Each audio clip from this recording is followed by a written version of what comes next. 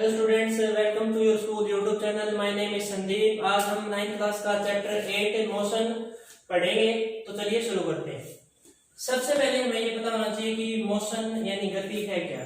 कोई भी जो ऑब्जेक्ट है उसकी जो पोजीशन है टाइम के साथ जब भी चेंज होगी हम कहेंगे वो मोशन में है। एक ऑब्जेक्ट जो है एक की पोजीशन के रिस्पेक्ट में मोशन में हो सकता है और वही सेम ऑब्जेक्ट दूसरे ऑब्जेक्ट के लिए रेस्ट में भी हो सकता है। मोशन के कुछ एग्जांपल हैं, जैसे मोशन हो सकती है हमारी स्ट्रेट लाइन के अंदर, एक सरल रेखा के अंदर। दूसरा सर्कुलर मोशन भी हो सकती है। तीसरा वाइब्रेटिंग यानी कंपन जब भी होगी तब भी उसे मोशन कहेंगे। अब जैसे हम ट्रेन का एग्जांपल लें, इसके अंदर क्या होगा कि पैसेंजर जो भी यात्री इसके अंदर बैठा है वो दूसरे पैसेंजर के लिए तो रेस्ट में है, लेकिन जो भी ऑब्जेक्ट बाहर है उसके लिए वो दोनों क्या है, मोशन के अंदर। अब जो हम है जो मोशन है उसको डिस्क्राइब करेंगे कि मोशन जो है गति है उसको विवरण जो है वो कैसे दिया जाए। अब किसी भी ऑब्जेक्ट की जो पोजीशन है हम ऐसे निकाल सकते हैं कि वो ऑब्जेक्ट कहां पर है। उसके लिए हमें पहले चूज करना पड़ेगा रेफरेंस पॉइंट।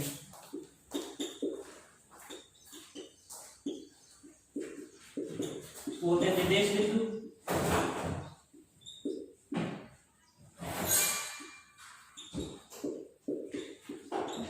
इसके लिए एग्जांपल समझते हैं, जैसे कोई विलेज है। अब हमें ये नहीं पता है कि ये विलेज कहां पर है, लेकिन अगर एक रेफरेंस पॉइंट्स को देखें, एक निर्देश बिंदु को देखें, तो हम ऐसे कह सकते हैं, मान लें कि ये जो विलेज है ये रेलवे स्टेशन से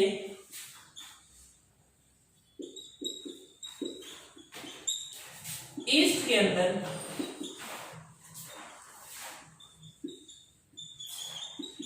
200 मीटर की दूरी पर है।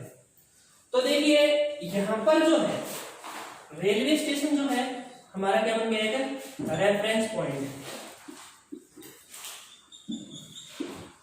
निर्देश बिंदु। क्योंकि विलेज की जो भी पोजीशन है, गांव की जो भी स्थिति है, हमने इस पॉइंट से क्या कर दिया है, स्पेसिफाई कर दिया। हम बता सकते हैं कि अभी विलेज वहां पर है। अब हम जो कोई भी ऑब्जेक्ट है उसकी जो पोजीशन है वो एक स्ट्रेट लाइन यानी एक सरल रेखा के अनुदिश से देखते हैं। तो इसके लिए एक नंबर लाइन से हमने रिप्रेजेंट किया है किलोमीटर के अंदर जो डिस्टेंस है। यहाँ पर ऑब्जेक्ट की पोजीशन यहाँ से शुरू है, रेफरेंस पॉइंट ओ से।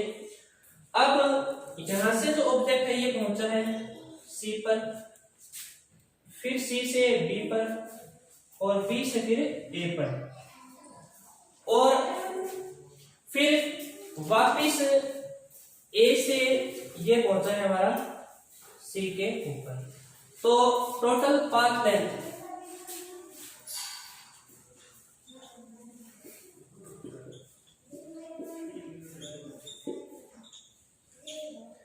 तो ओ से ए, ओ ए प्लस ए से सी, ए सी, तो ये हमारी हो जाएगी डिस्टेंस यानी दूरी।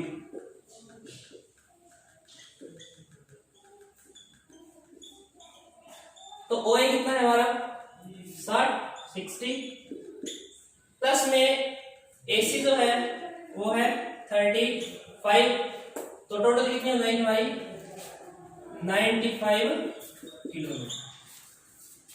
अब इसके अंदर हम डिस्प्लेसमेंट देखें।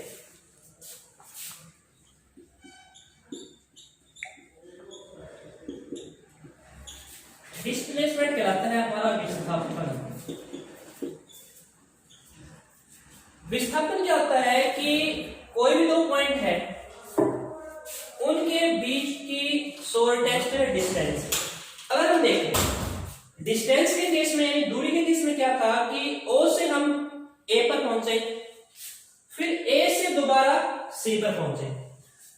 अगर हम डिस्प्लेसमेंट की बात करें, क्योंकि हमें पहुंचना कहां था, इस पॉइंट के ऊपर सी, तो हम सीधा ओ से सी भी तो जा सकते हैं। तो इस केस में डिस्प्लेसमेंट क्या रहेगी, अलग रहेगी।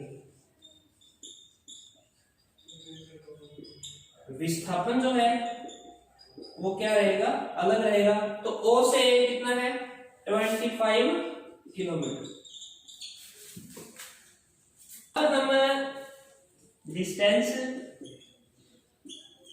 और डिस्प्लेसमेंट,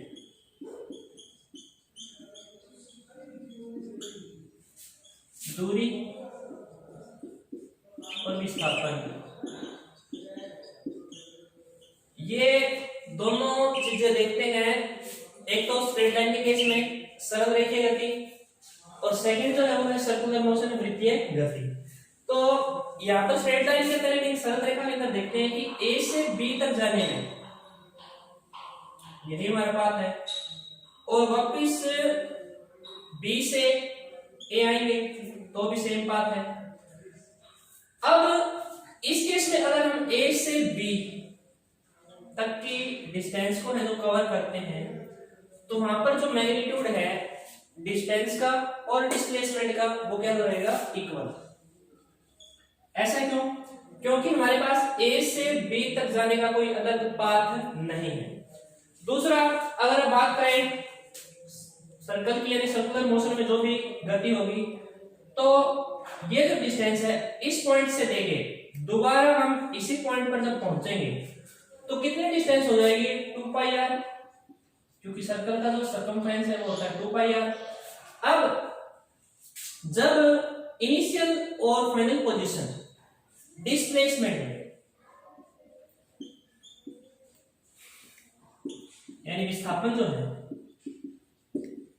कोइंसाइड करेंगे, यानी दोनों एक पॉइंट पर आ जाएंगे, तो वहां पर डिस्प्लेसमेंट क्या होगी, 0।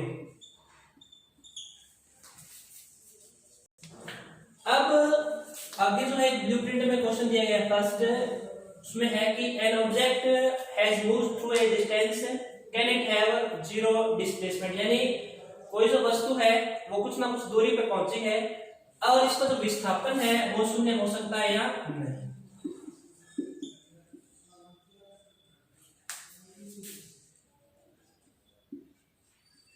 इसके लिए एक एग्जांपल ले सकते हैं इस आंसर को सपोर्ट करने के लिए कि मान लो कोई ऑब्जेक्ट है, वो पोजीशन ए पर है और दूसरा है बी पर, और इनके बीच की जो डिस्टेंस है वो मान लेते हैं 100 मीटर। अब ऑब्जेक्ट यहां से चला और यहां पर पहुंच गया, और फिर दोबारा से यहां चला और यहां पर पहुंच गया, यानी पहले डिस्टेंस जो है वो है a प्लस बी और दोबारा है b प्लस a, यानी 100 मीटर जाने की और 100 मीटर वापस से आने की, तो टोटल डिस्टेंस जो है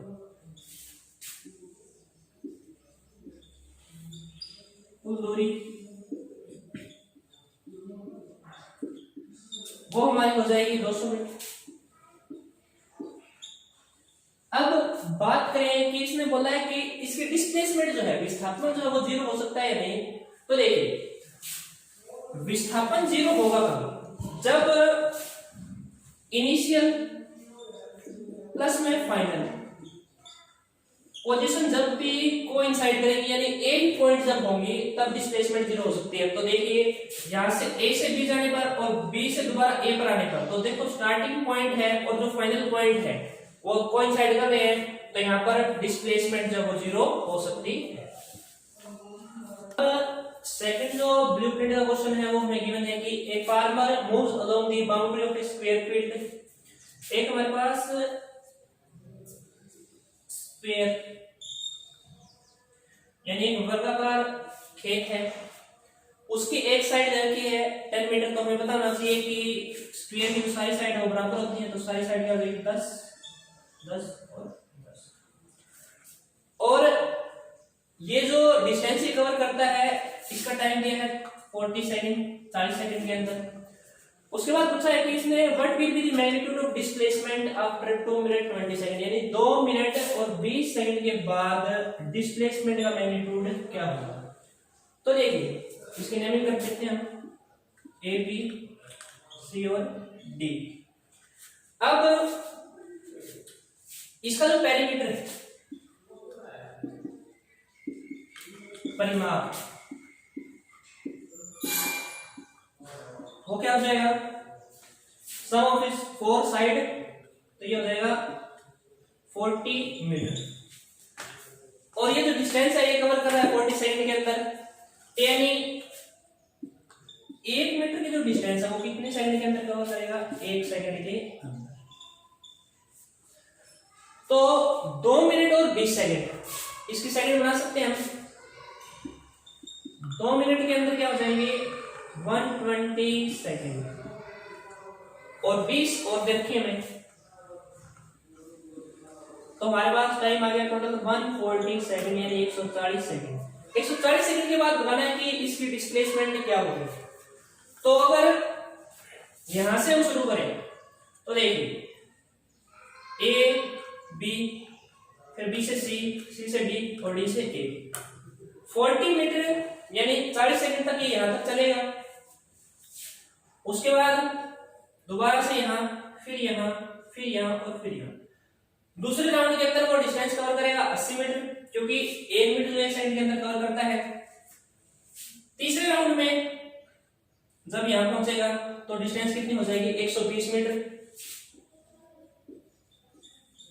टोटल कितनी करनी है हमें, क्योंकि 140 सेकंड है तो 140 मीटर ही करेगा। तो यहां से जाएगा बी तक 130 और फिर यहां पर 140। अब पॉइंट है ए और पहुंच गया है वो सी पर, तो एक्चुअल पाथ लेंथ जो है वो हमारे पास ए से बी और बी से सी। लेकिन डिस्प्लेसमेंट क्या होता है कि शॉर्टेस्ट डिस्टेंस बिटवीन 2 पॉइंट, दो बिंदुओं के बीच में छोटी से छोटी दूरी, तो हम यहां से भी जा सकते हैं। अब जो स्फीयर होता है उसका हर एंगल जो है वो 90 डिग्री का होता है, तो यहां पर पाइथागोरस को अप्लाई कर सकते हैं। एसी फाइंड कर सकते हैं हम, किसके बराबर होगा, AB का स्क्वायर है और प्लस BC के स्क्वायर के, यानी 10 का स्क्वायर 100 प्लस 100 200। और यहां से जब AC निकालेंगे तो इसका वर्गमूल यानी अंडररूट हो जाएगा। इसको हम ऐसे लिख सकते हैं 100 into 2, 10 बाहर आ जाएगा, 10√2, यानी जो हमारा मैग्नीट्यूड ऑफ डिस्प्लेसमेंट क्या रहेगा, 10√2। हमने मोशन जो है, गति को पढ़ लिया है। अब हम देखते हैं कि यूनिफॉर्म मोशन और नॉन यूनिफॉर्म जो मोशन है उसके अंदर क्या डिफरेंस है। तो इसके लिए चार्ट देखते हैं।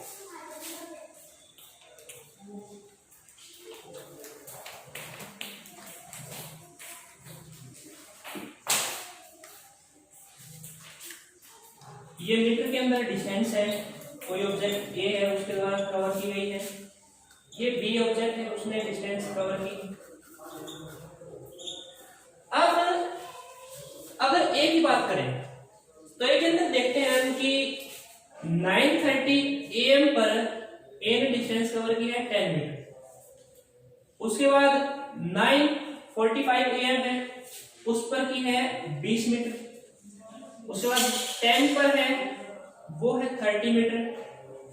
10:15 जो है उस पर की है 40 मीटर और 10:30 पर है 50 मीटर। तो यहां पर हम देखते हैं कि टाइम इंटरवल जो है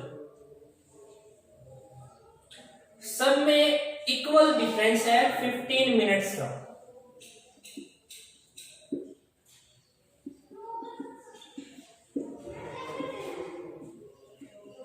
और बात करें डिस्टेंस की तो 10 से 20, 20 से 30, 30 से 40 और 40 से 50, ये चीज भी क्या है, इक्वल। गैप जो है वो क्या है, इक्वल है इसके अंदर। तो हम यूनिफॉर्म मोशन को डिस्क्राइब कैसे करेंगे कि कोई ऑब्जेक्ट है इक्वल जो डिस्टेंस है, समान दूरी, इक्वल टाइम इंटरवल, समान समय के अंदर जब भी कवर करेगा हम उसे बोलेंगे यूनिफॉर्म मोशन, यानी an object cover equal distance in equal interval of time. अब बात करते हैं नॉन यूनिफॉर्म मोशन की, असमान गति।